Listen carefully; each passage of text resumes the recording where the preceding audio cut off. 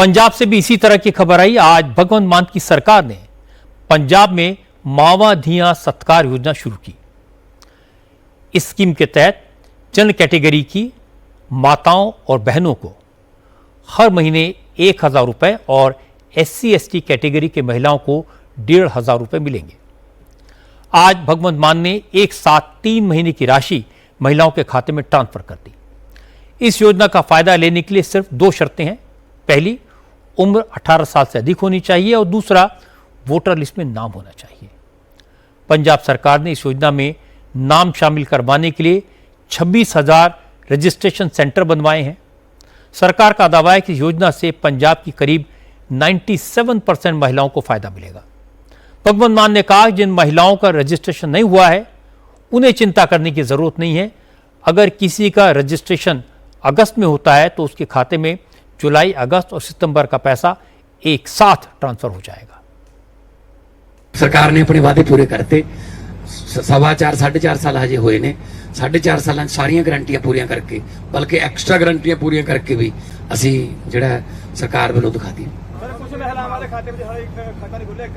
कोई गल नहीं ਇਹਦੇ ਵਿੱਚ भी यही है। चाहे खाता सितंबर च खुले, चाहे ਉਹਦਾ फार्म जिहड़ा रजिस्ट्रेशन ਉਹ अक्तूबर च होवे, पैसे जुलाई तो ही आउणगे। पैसा नहीं कटा जाता कोई। लेकिन बीजेपी ने सरकार की इस योजना को पंजाब की महिलाओं के साथ धोखा बताया। पंजाब बीजेपी के अध्यक्ष केवल सिंह ढिल्लों ने कहा कि कुछ दिनों बाद चुनाव होने वाले हैं, मॉडल कोड ऑफ कंडक्ट लागू हो जाएगा, उसके बाद खातों में पैसा ट्रांसफर करने पर रोक लग जाएगी, इसलिए जानबूझकर योजना को इस वक्त लागू किया गया। देखो, बिल्कुल धोखा धोखा धोखा। हुण भी कह रहे कि असी कल देनी आ, अज देनी आ, पर ये साडियां मातावां भैणां नाल एडा वड्डा धोखा कर रहे आ। मैं अज ही पेपर च पढ़ रहा सी, ये भी जुलाई, अगस्त, सितंबर च 3 महीने अगे पाता। ये बहुत बड़ा धोखा लेडीज़ दे नाल, साडियां महिलावां, साडियां भैणां दे नाल।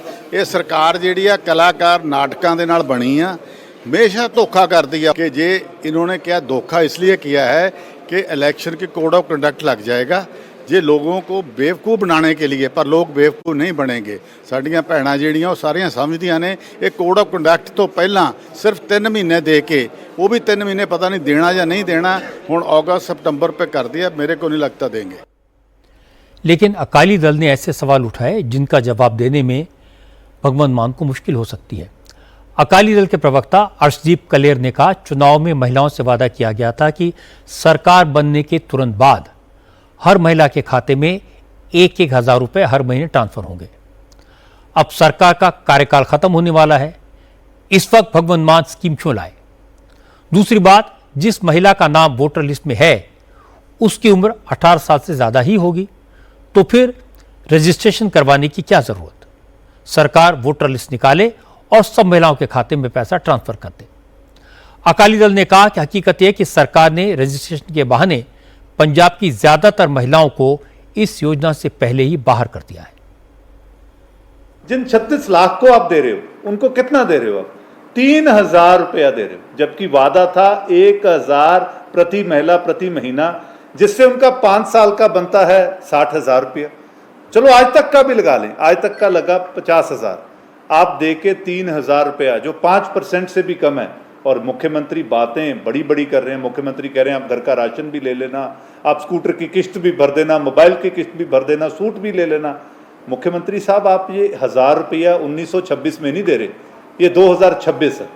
और दूसरी जो बात मैं पंजाब के मुख्यमंत्री से पूछना चाहता हूं कि अगर रजिस्टर्ड वोटर्स को छोड़ दें, क्योंकि आपका चुनावी वादा था हर एक महिला को देने का, तो फिर तो आपने पंजाब की तकरीबन 95% महिलाओं को इस स्कीम से बाहर कर दिया। और आज आपको सामने आके ये जवाब देना होगा कि उन माताओं का, उन बहनों का क्या कसूर था जिन्हें आपने इस स्कीम से बाहर कर दिया, क्योंकि इस स्कीम के लिए किसी रजिस्ट्रेशन की जरूरत नहीं है। जो रजिस्टर्ड वोटर्स है उनका भी रिकॉर्ड है, जो पंजाब में महिलाएं हैं उनका भी रिकॉर्ड है। तो किस बात की रजिस्ट्रेशन आप लोग कर रहे हैं? ये सिर्फ एक चुनावी स्टंट है, वोट बटोरना भगवंत मान चाहते हैं, क्योंकि धार्मिक तौर पर घिर चुके हैं। ये तो कोई सीक्रेट नहीं है कि भगवंत मान ने महिलाओं के खाते में पैसे का ट्रांसफर चुनाव को देखते हुए किया है। बिहार और महाराष्ट्र में जब चुनाव हुए तो ये इंप्रेशन बना था कि महिलाओं के खाते में पैसा ट्रांसफर कराने से वोट मिलते हैं, इसीलिए बीजेपी को तो इस पर सवाल उठाने का हक नहीं है।